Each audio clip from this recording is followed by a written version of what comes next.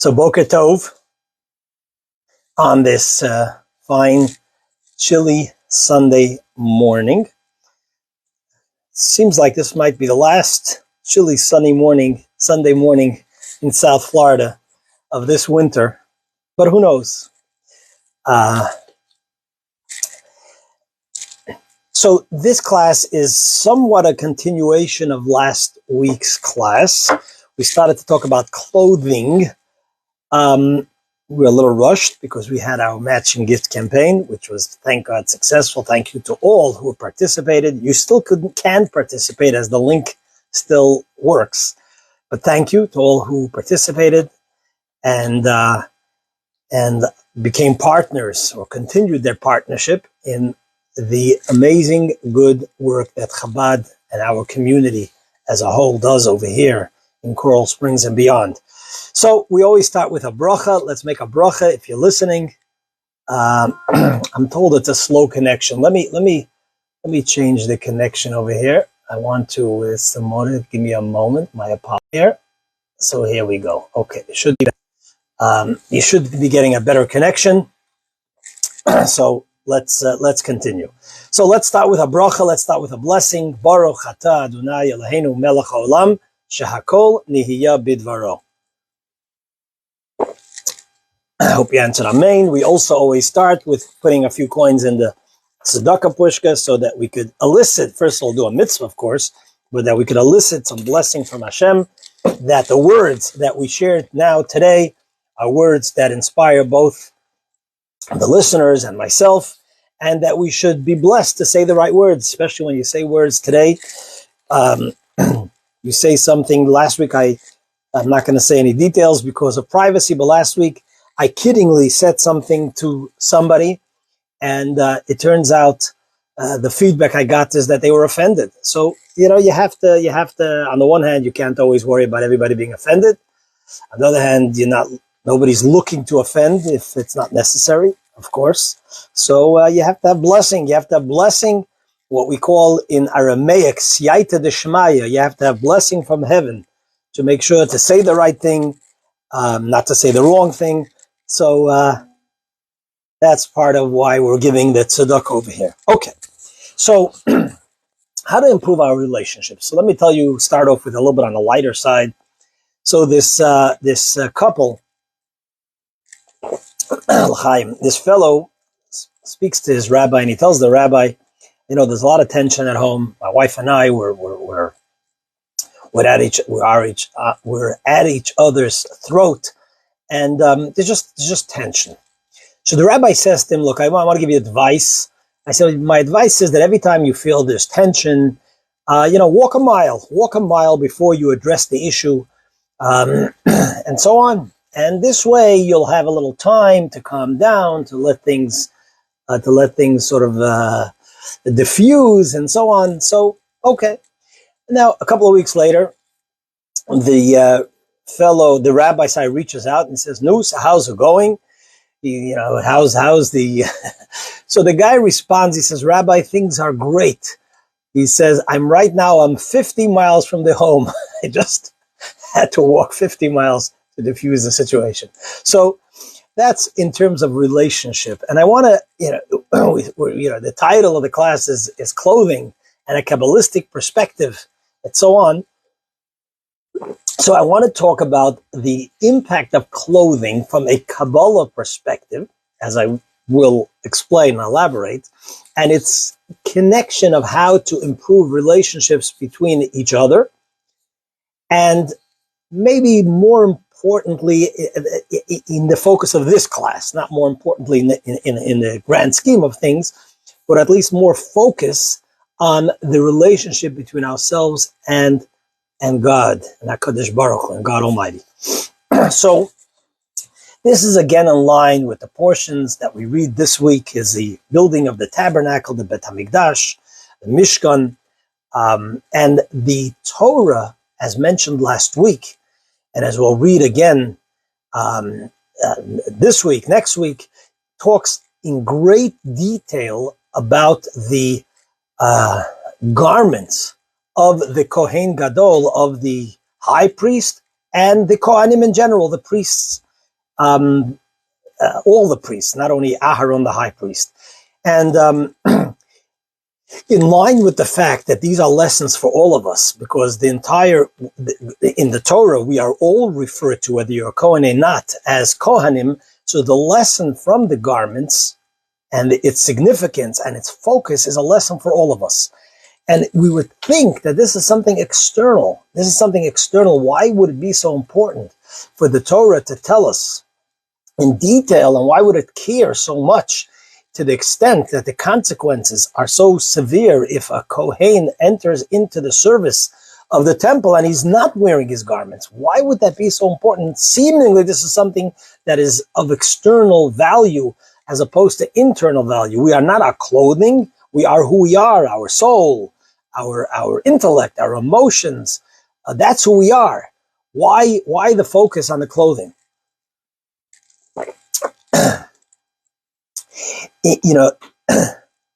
So, one of the explanations given is that, and it's a valid, of course, explanation, is that the clothing and the clothes that we wear definitely impact us, as mentioned last week. So, if you want to maintain a certain sort of degree of motivation, of commitment, respect to a given profession, the clothing that you wear has that impact. So a soldier, as soon as he puts on his uniform, he is transformed, or at least it brings out their responsibility as a soldier. And so too, God in the Torah wanted that a Kohen, the priest that does the service in the temple, that it shouldn't become something that lacks commitment or lacks excitement or becomes old or becomes stale. So when you put on those beautiful clothing, all of a sudden the Kohen feels the connection, the holiness, the specialty, and that motivates him, that lifts him up. Our clothing impact us. For that reason, we put on Shabbat clothing. Shabbat clothing all of a sudden tells us it's Shabbat, it's special. I heard a nice sort of Hasidic story that there was a Hasidic pious Jew who wanted to experience Shabbat in the middle of the week. He had a day off, and what we mean to say he wanted to experience Shabbat in the middle of the week is that he would make sure on Shabbat to spend more time into his spiritual devotion, connection to holiness. So he would spend time on Shabbat, davening, praying many hours in a state of holy ecstasy and so on. But he had a day off on a Tuesday. What do you do when you have a day off? So he wanted to have Shabbat on a day off on Tuesday. What did he do? He put on his Shabbat clothing.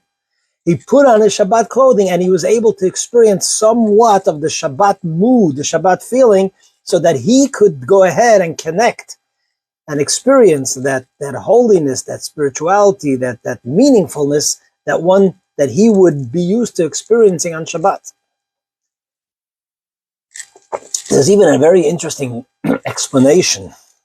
Many of you know the story, some of you don't, so I'll just very briefly share that.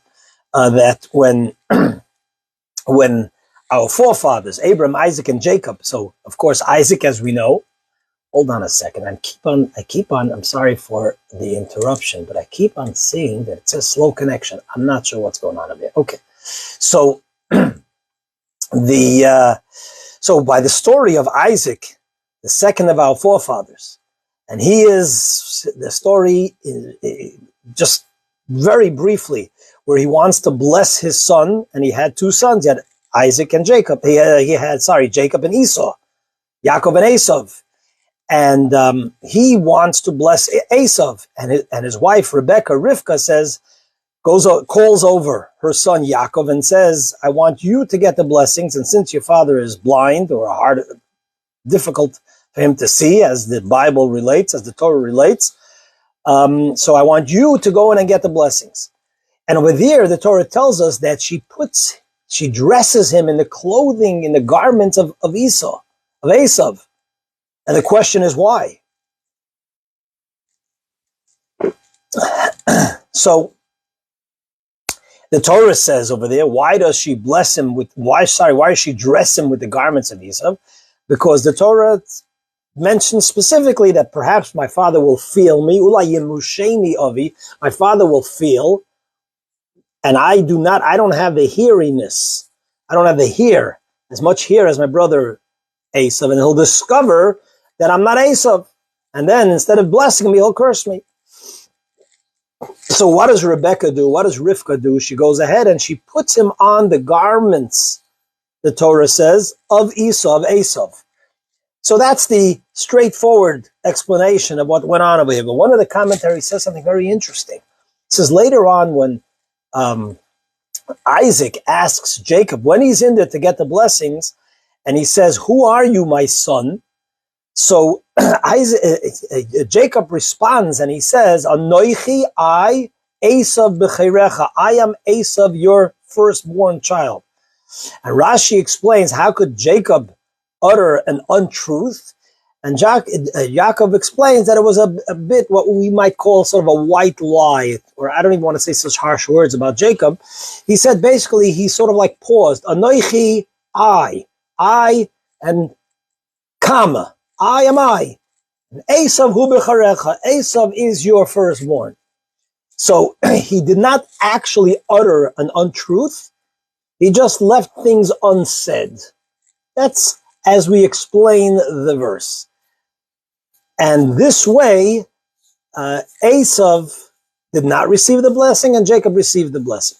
We're not going to go into the whole story and the questions and how could he get blessings in a deceptive manner and all that is discussions we've had in the past. But here is the very interesting insight from one of the commentaries.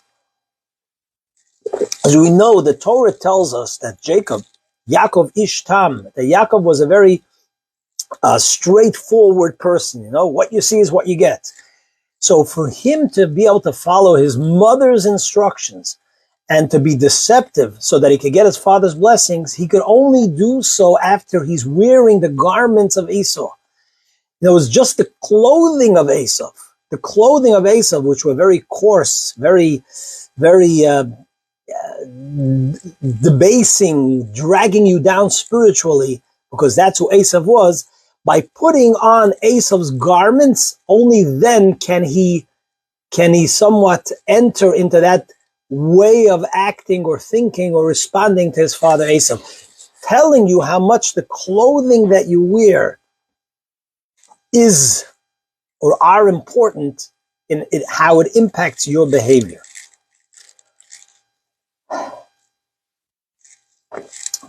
And this is a little bit beyond what we discussed last week, but now I'm going to go even beyond that.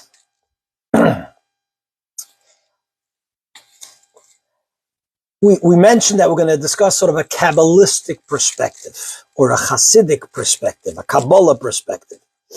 So let's delve into that. Let's discuss what is clothing on a spiritual level, on a mystical level. And I want to sort of indulge in a little bit of personal suggestion or insight. And the reason why I say some personal, because I want to make it clear, when I'm repeating something that is from our great and holy commentaries, whether we understand it or agree with it, it's part of the truth of Torah. The reason why we maybe don't understand it properly is because of our shortcoming, our spiritual, holy shortcoming, so our minds don't always align with Torah. But when I tell you my own personal insight, you can take it or leave it. Okay? So, to make that clear. So, most of what I'm telling you is from Hasidus Kabbalah, but it's a little bit of my own observation or thoughts mixed in there a little bit. Okay. I want to say this by way of introduction.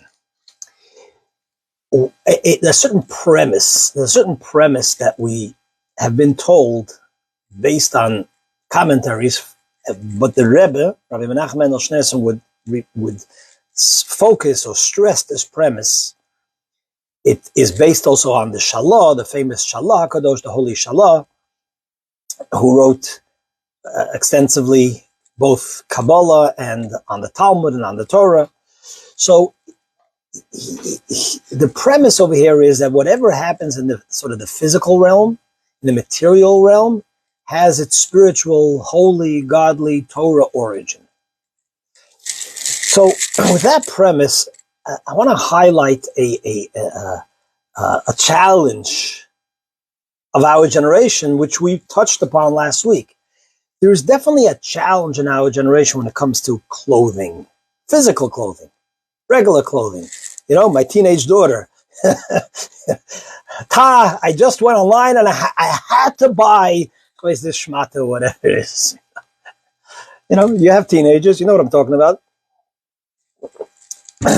I've shared this with you in the past. I say to them, because I'm not like into my clothing really. It's just not my thing. And sometimes my kids, you know, poke fun at me for maybe the way I dress.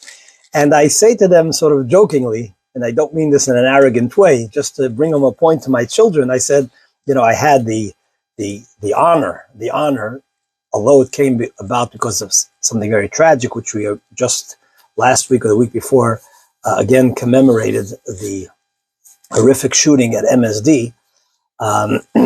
But as a result of that, I was invited to the White House, together with the Pollack family, the Schechter family, and I had the true honor to officiate in the White House on Hanukkah. And I teasingly say to my kids, you know, it's not the fancy shoes or the fancy clothing that gave me that honor. You know, there's many who dress, their dress is far more complicated, sophisticated than mine. You know, clothing is something that's external. It doesn't reflect who you are, although sometimes it expresses who you are. So putting that aside, there's no question that there's a challenge of our generation, an interesting challenge when it comes to clothing.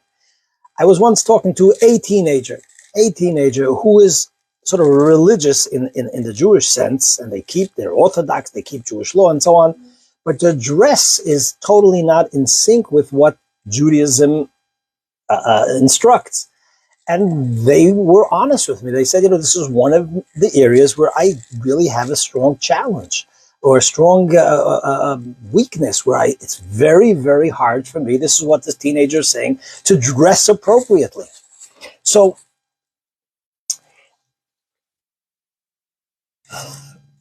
I want to suggest that the reason why we have that challenge in today's generation is because, in a sense, what clothing represents Kabbalistically, as I will explain in a moment, is the call of the hour, the call of the time. And therefore, whenever something is the call of the time, there's opposition that we need to overcome. There's a challenge. There's a struggle with things that are what's important, the call of the time. We have those bumps to try to achieve, because that's the way it is. That's the way God made the world. Whatever is important, whatever is necessary, that's what you sometimes find most difficult. So, what is clothing? What is clothing on a spiritual level?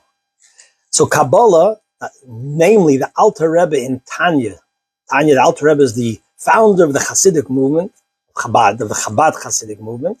So in Tanya, which is the fundamental or the foundational book of Chabad Hasidus, he tells us like this, that the soul is comprised of various sort of levels, dimensions. And you have the soul itself, and you have the tools that the soul has. So the soul itself is usually comprised, without getting, there's various ways of how to define or how to describe or what parts of the soul we're talking about. But for the sake of today's conversation, let me put this on Do Not Disturb. For the sake of today's conversation, we will share this dimension or way of how the Alter Rebbe talks about the soul versus its garments, which are the tools of the soul. So the soul itself is usually its intellect and its emotions. And then you have beyond intellect, the will, pleasure. These are all parts of what comprise the soul itself, and beyond. And then you have what the Alter Rebbe refers to as the garments of the soul, and there's a reason why he calls that garments. Garments, he says, is where the soul encloses itself in. And what are the garments of the soul, says the Alter Rebbe? The garments of the soul are machshava, dibur, and ma'aseh. Machshava means our thoughts, our ability to think. That's where the soul encloses itself to think. Or our dibur, our speech. That's where our soul communicates beyond ourselves. And then maisa and action. Those are what in Hebrew is called, that's how the soul mivateh tatzmo, or mivatzeh, meaning that's where the soul actuates. Is that a right word? I think so. That which its intellect and emotions come to its conclusion. In other words, the usual normal process is you have machshava, you have your intellect, you have your emotions, and then you think about those things. You have the place where you think about it, machshava, you have speech, communicate to others, and ma'aseh. The Alter Rebbe says that these machshava, dibur, ma'aseh, thought, thinking, thought, speech, and deeds are like clothing because you could change them. They're not part of who you are, just like clothing. You could take off, you could put on. As opposed to your koyach haseichel, your ability to think, not only the ability to think, but how you think, that is part of who you are. You can't just change that, or at least it's very difficult to change. Or your emotions, very difficult to change, that which you're attracted to, that which you get excited about. But you can talk words that you're not excited about. You could force yourself to talk. You could force yourself to do things. So a person's machshava, dibur, ma'aseh, that's the Hebrew term for your thinking, your thoughts, your speech, and your actions. Your thoughts, you could change your thoughts. In fact, you could control not what comes into your mind, but once you become conscious of what's in your mind, you could change. You have the power to change those thoughts, like a garment that you could switch. You could change out. You could take it off, put on something else, or your speech.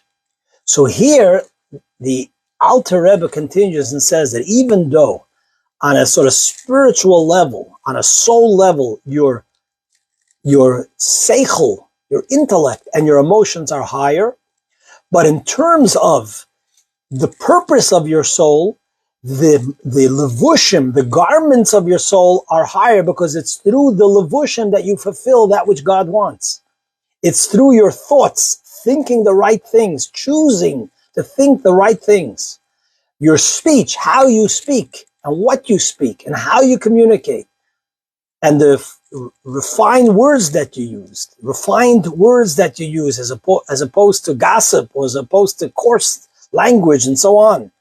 And what you choose to do, that's how your soul achieves its connection with the Almighty, with holiness, with goodness, with a fellow human being.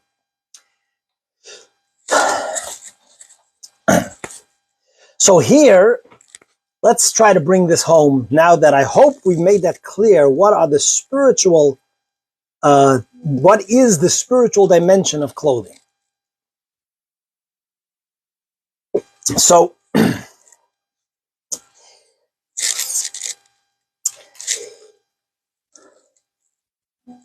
we spoke about how the clothing that you put on affects you.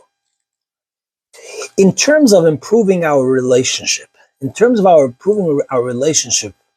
with one another, with God Almighty, with holiness, often, even if we're not holding there intellectually, we're not holding there even emotionally, we have to have the discipline to engage our garments, to put on the right garments, the right thoughts, dibur, machshava, and that can impact positively our thoughts and our actions. To use the language of the Chinuch, one of the famous early commentaries, who is a student of Maimonides, the Rambam, he says, "Halavavos nimshachos achar ha'pu'ulos." Our hearts are drawn after our actions. As the simple example for this is that often if you're in a bad mood, you're not in a good place mentally, emotionally, smile. Just smile. Especially smile to a human being. Smiling to somebody else is a garment that you are using, a communicative garment, and that can affect positively your mood. So over here, the Torah is telling us regarding the lesson from the Kohanim and such a focus on the garments is that go ahead, even if you're not there yet intellectually, you're not there emotionally, put on the right garments. By putting on the right garments, you will then be able to enter into the holy temple and connect on a level which, without putting on those garments, you wouldn't be able to achieve that. I say this in both our relationships, and I've been a Chabad student for many, many years. I mean, basically almost all my life. And I was student and I did the Chabad thing. When I was in New York, I used to stand on the streets of Manhattan with the mitzvah tank. People would walk by. Are you Jewish? Would you like to put on tefillin? And every so often, the response from an individual I'm reaching out to would say, I don't want to be a hypocrite. I don't want to put on tefillin if I don't feel it. I don't want to put on tefillin if I don't understand it. I feel hypocritical. So here, or people listening to this class. So some people, we're all at different levels of sort of religious observance. So if we say to ourselves, let me do a mitzvah that I haven't done before. Let me engage in more Torah study. Let me put on tefillin. Let me light Shabbat candles. Let me decide just today that I will walk into a store and only buy something that's kosher. And you might say to yourself, but I'm not holding there. That was my soul, my intellectual understanding, my emotions is not there. So is that not hypocritical? No. So here we're saying, no, put on the right clothing.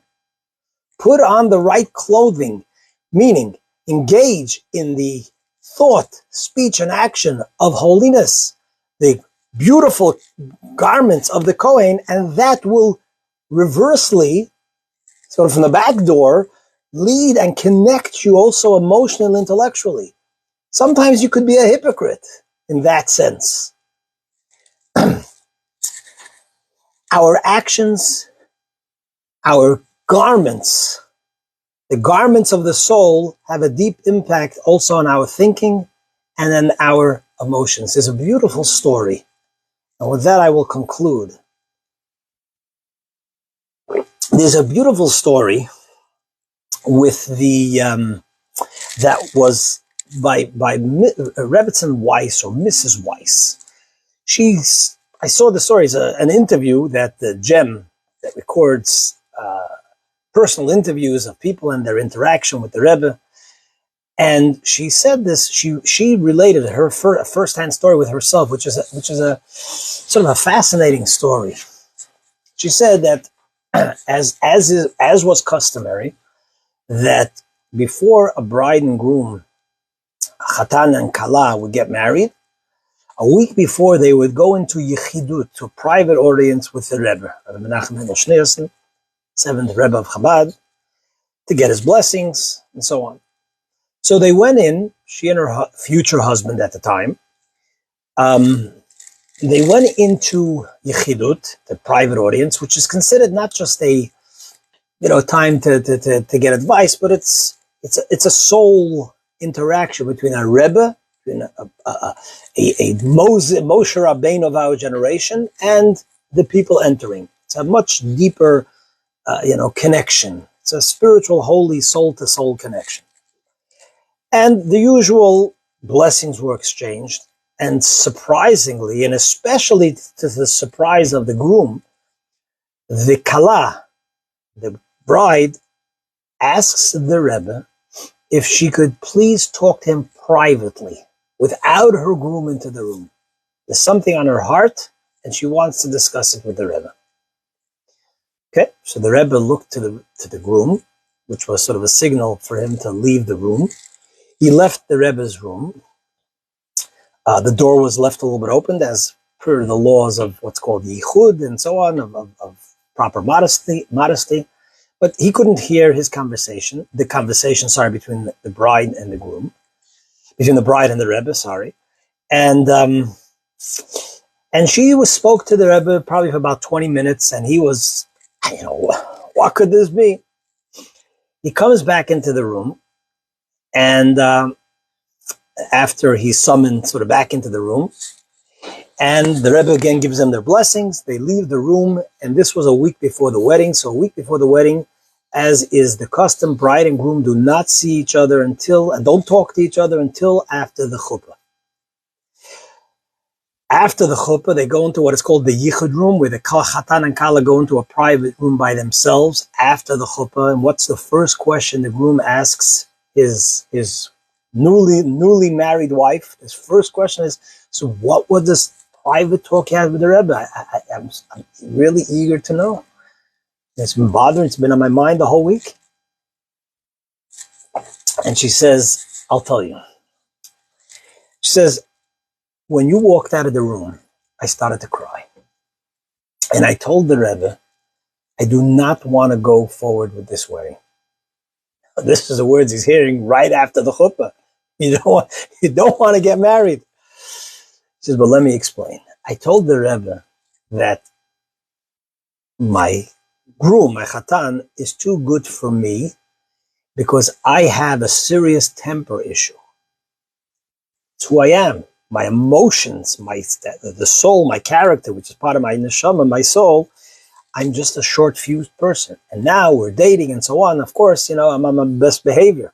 But I know that once I get married, especially if I have children and so on, I know I'm going to be short-fused with him. And I don't want to put him through this. It's not fair to him. He's a good person. So the Rebbe heard, he listened, and he said the following. He said, you should go forward with the marriage, and you will be blessed with many children. And this is what I suggest.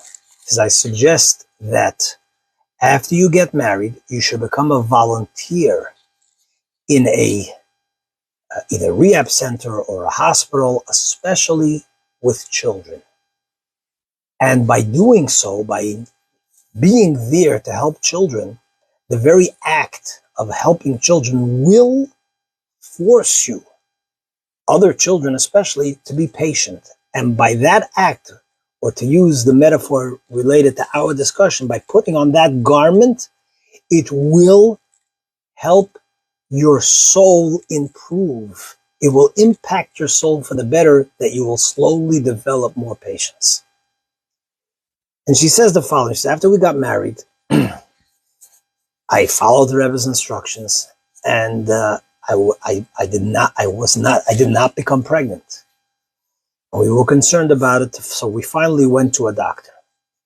We went to a doctor, and the doctor examined me, and he came back with sad news. He says, you, meaning specifically me, you cannot have children. You just biologically cannot have children. On the one hand, we were devastated, says Mrs. Weiss, but on the other hand, the Rebbe gave us a blessing that I'm going to have children. And I had full faith in the blessing of the tzaddik, the holy righteous man. And my decision was that I am not volunteering enough. I need to increase my volunteering. And that's what I did. And to make a long story short, she had children. The Weiss family is known in the world of Chabad. She had 15 children. Even though the doctor, and what I forgot to mention, she went for a second opinion, and both doctors told her she can't have children. She had 15 children. So here it was the garment that impacted her soul. So what's the lesson? We're also coming, this is also a suggestion. I don't think I've seen it anywhere. We just celebrated the small Purim. This year there's 2 months of Adar. So we have Purim Katan, mini Purim, miniature Purim, and we have the regular Purim in a month from now. We all know that one of the famous customs of, and exciting customs of Purim is to put on garments and to put on a mask and so on. And perhaps on a deeper level, the message in that is, in a positive sense, that even if you're not holding in a given place, put on the garments that you need to put on, the spiritual garments, the garments of what you need for your machshava, your thoughts, your speech and action. And that will change you positively and bring you to true joy, which is what the holiday of Purim is all about.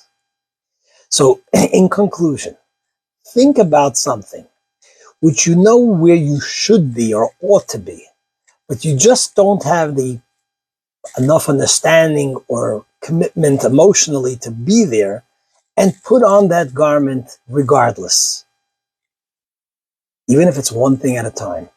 And there's no doubt that that will impact you positively, like the Kohanim, as soon as they put on the garments of the Kohen, and in return, we will merit the promise of the prophets, the rebuilding of the Holy Temple, where we will see the Kohanim and the priests and all the glory of the Bet HaMikdash with the coming of the righteous Mashiach speedily nowadays. Everybody have a fantastic week. Thank you for listening. You're welcome to send back thoughts or questions. Again, have an amazingly blessed week, and please share these words of Torah.